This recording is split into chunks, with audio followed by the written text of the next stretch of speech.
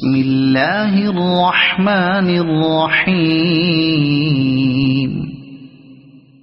والتين والزيتون وطور سينين وهذا البلد الأمين لقد خلقنا الإنسان في أحسن تقويم ثم رددناه أسفل سافلين